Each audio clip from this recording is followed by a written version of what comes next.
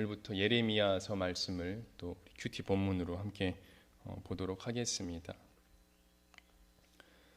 요시야 왕의 아들 여호야김이 다스리기 시작한 때에 하나님의 말씀이 임하셨다라고 말하면서 오늘 이 본문이 시작을 합니다.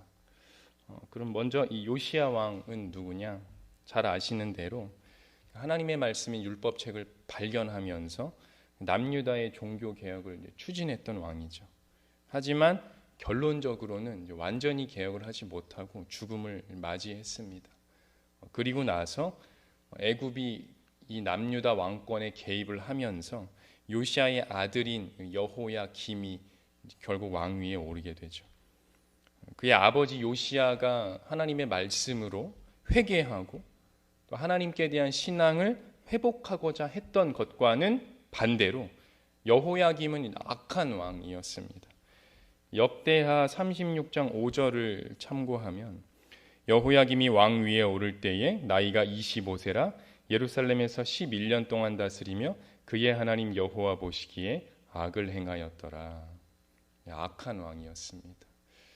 이 악한 왕 여호야김이 다스리기 시작한 때에 여호와께로부터 말씀이 임하셨는데 그 내용이 좋지가 않았습니다. 그러니까 이미 그 당시에 하나님께서 보시기에 남유다가 그냥 악한 상태였다는 거죠. 요시야의 개혁이 있었지만 그래서 일부 그와 함께 신앙의 회복과 그리고 개혁의 뜻을 이어가고자 하는 사람들이 있었을 겁니다. 하지만 전반적인 상태는 그래도 악한 상태였다는 거죠. 바로 이런 악한 상태에서 이 악한 왕의 통치의 시작에 하나님께서 하시는 말씀이 무엇입니까? 2절과 6절 여호와께서 이와 같이 말씀하시니라 너는 여호와의 성전 뜰에 서서 유다 모든 성읍에서 여호와의 성전에 와서 예배하는 자에게 내가 내게 명령하여 이르게 한 모든 말을 전하되 한마디도 감하지 말라. 내가 이 성전을 실로같이 되게 하고 이 성을 세계 모든 민족의 저주거리가 되게 하리라 하셨느니라. 그가 다스리기 시작할 때 그 통치 초반부에 하나님께서 경고하시는 것이 무엇이냐면 성전 파멸에 대한 경고입니다. 이 성전을 실로같이 되게 하고라고 말씀하시는데 그 실로라는 곳은 사무엘상 4장을 보면 하나님의 성소가 있던 곳으로 기록이 됩니다. 잠깐 살펴보면 당시 그 엘리 제사장과 그 아들들이 굉장히 타락했었죠. 그래서 블레셋과의 전투에서 이 언약궤를 마치 무슨 부적을 대하듯이 그냥 맹신하는 태도로 그 언약궤를 들고 나갔다가 이스라엘이 블레셋에게 완전히 참패를 당하죠. 그리고 언약궤를 빼앗기는 참담한 지경에 이릅니다. 얼마 후에 언약궤를 다시 찾기는 했지만 이 사건으로 이 실로에서의 성전 신앙은 완전히 파멸을 당합니다. 그래서 성전과 실로에 대한 언급을 하나님께서 하신다는 것은 의미가 있죠. 현재 남유다의 악한 상태는 다름 아닌 실로와 같은 문제가 있다는 겁니다.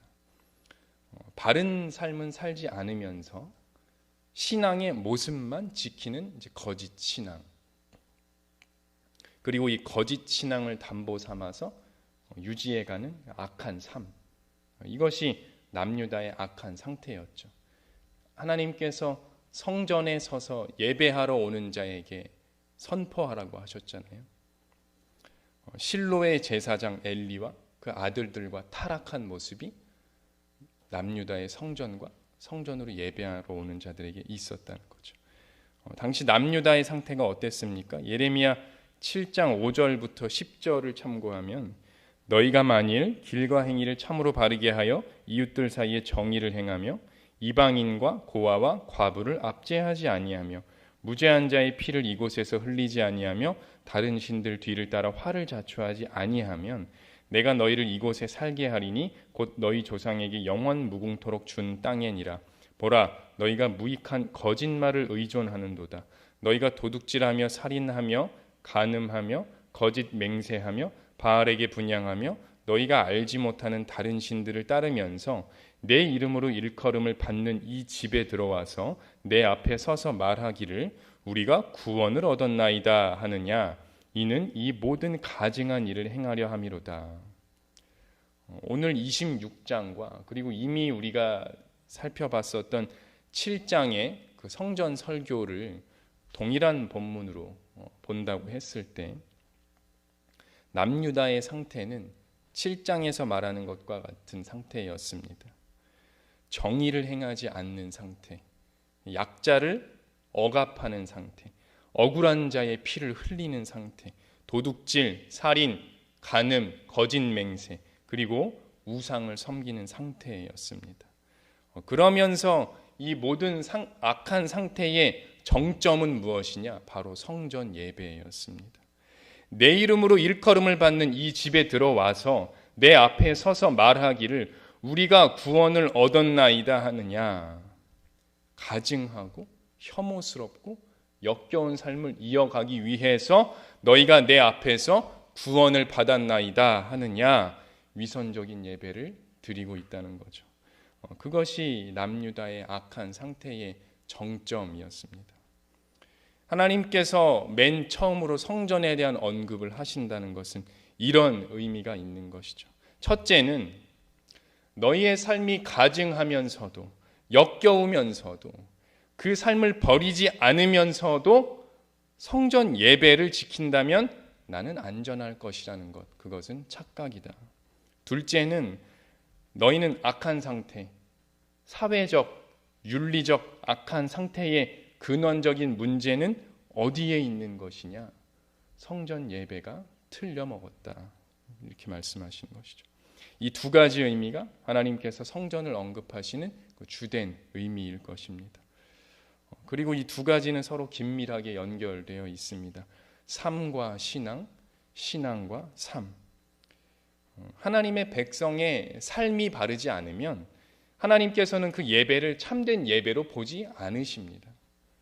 또한 하나님께 대한 거짓 예배를 이용해서 자기 삶을 이어가려고 하는 태도에 대해 하나님은 파멸의 경고를 하십니다. 특별히 오늘 26장은 하나님께서 경고하시면서 이렇게 말씀하십니다. 4절과 5절 너는 그들에게 이와 같이 이르라 여호와의 말씀에 너희가 나를 순종하지 아니하며 내가 너희 앞에 둔 내 율법을 행하지 아니하며 내가 너희에게 나의 종 선지자들을 꾸준히 보내 그들의 말을 순종하라고 하였으나 너희는 순종하지 아니하였느니라. 너희가 순종하지 않았다고 반복해서 말씀하십니다. 여호와의 말씀에 순종하지 않았고 여호와의 율법을 행하지 않았고 그리고 여호와께서 보내신 선지자들의 말에 순종하지 않았습니다. 불순종한 것이죠. 그래서 6절에 이 성전을 실로같이 되게 하고 이 성을 저주거리가 되게 한다고 말씀하시는 겁니다. 하나님께서 남유다를 파멸로 심판하셔야 하는 이유는 결론적으로는 불순종입니다. 그들의 정의를 행하지 않는 상태, 약자를 억압하는 상태, 억울한 자의 피를 흘리는 상태, 도둑질, 살인, 간음, 거짓 맹세, 그리고 우상을 섬기는 상태, 이 모든 것들은 악한 상태이지만 이 모든 것이 악한 이유는 하나님께 대한 불순종이기 때문입니다. 이런 행위들을 버리지 않는 것도 불순종이고 이런 행위 자체가 불순종입니다. 파멸의 심판을 받는 이유는 두 가지 불순종 때문이죠. 여호와의 말씀과 그 앞에 둔 율법을 행하지 않는 것이 그 자체가 첫째 불순종이고 선지자들을 꾸준히 보내서 그들의 말을 순종하라고 했으나 순종하지 않은 것이 악한 행위를 버리지 않은 것이 둘째 불순종인 거죠. 다시 바꿔서 말하면 인간이 저지르는 모든 죄는 여러분 악합니다. 하지만 인간이 구원을 얻지 못하는 결론적인 이유는 죄 때문에 구원을 받지 못하는 게 아니라 불순종 때문에 구원을 받지 못합니다. 죄는 회개를 통해서 그 책임을 예수님께 전가할 수 있습니다. 죄는 해결할 수 있습니다. 예수님께서 우리 죄를 위해서 죽으셨기 때문입니다. 그러나 불순종하는 것은 결국 회개하지 않는 것이기 때문에 파멸의 심판을 받습니다. 오늘 본문 3절에서 하나님께서 이렇게 말씀하시잖아요. 그들이 듣고 혹시 각각 그 악한 길에서 돌아오리라. 그리하면 내가 그들의 악행으로 말미암아 그들에게 재앙을 내리려 하던 뜻을 돌이키리라. 여기서 그들이 듣고, 이 듣고라는 단어가 4절과 5절의 순종과 같은 단어입니다. 그러니까 그들이 순종하고 돌아오면 내가 재앙을 내리지 않겠다 말씀하시는 거죠. 예레미야 선지자는 13절에서 또 말합니다. 그런즉 너희는 너희 길과 행위를 고치고 너희 하나님 여호와의 목소리를 청종하라. 이 청종도 역시 앞에 순종과 같은 단어입니다. 번역을 다르게 해놓은 것이지 하나님 계속 같은 말씀하는 겁니다. 이스라엘 백성은 순종의 삶으로 나아가야 합니다.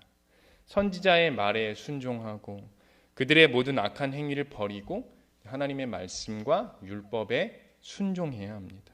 순종이 하나님의 백성의 핵심 키워드인 것이죠. 여호야김 왕이 다스리는 그 시작하는 초기에 말씀하셨다는 것은 지금 말씀하시는 것이 시작에 필요하다는 것이고 그것을 근본으로 여겨서 통치를 시작해야 한다는 겁니다. 오늘 우리가 살펴본 것은 성전 신앙과 순종입니다. 이 두 가지가 하나님의 백성의 시작이자 근본입니다. 성전 신앙과 순종. 삶 속에서 정의와 사랑이 실천되지 않으면서 신앙을 추구하는 것은 거짓 신앙을 향해 가는 겁니다.